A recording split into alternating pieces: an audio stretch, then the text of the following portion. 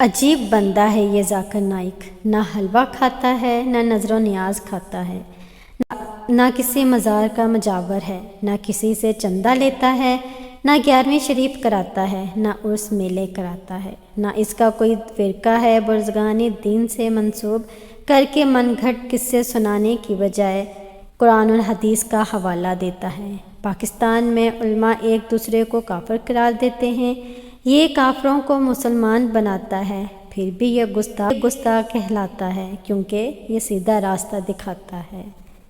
Doctor Zakir Naik ملک پاکستان آ رہے، جو تقابل ادیان کا ایک عالمی اور جانا مانا نام ہے۔ دوسری جانب ایک عالم جی صرف ایک فرد پوری اہل سنت نہیں۔ ڈاکٹر اشرف آصف جلالی نے عجلت میں مناظرے کی دعوت دے ڈالی۔ وہ اکیلی اڑان بھرنے میں ویسے ہی مشہور ہیں۔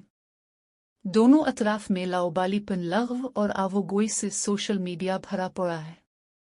جو سوشل میڈیا پر اسکالر ظاہر ہو رہے تھے ان کی زبانیں بھی نچلی سطح تک گرتی دکھائی دی ہیں۔ ڈاکٹر ذاکر نائک والوں سے سوال ہے، کیا ذاکر نائک اسی رویے کی تبلیغ دیتا ہے اور پرچار کرتا ہے؟ کیا موحد کی برداشت کا یہ لیول ہوتا ہے؟ ان احباب کی پوسٹیں دیکھیں تو شرک اور مشرک، قبر اور اولیاء کی پرستش کے فتوے، اولیاء اللہ کے ناموں کے ساتھ مزابھری پوسٹیں، گویا اہل ایمان مشرک قرار پائے۔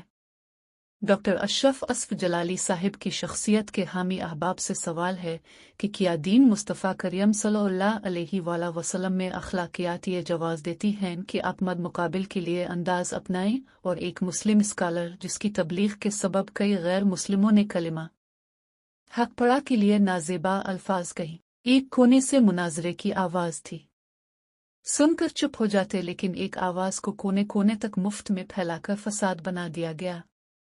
کیا خاک تم حضور نبی رحمت صلی اللہ علیہ وآلہ وسلم کا وحدت امت کا سبق ازبر کرو گے؟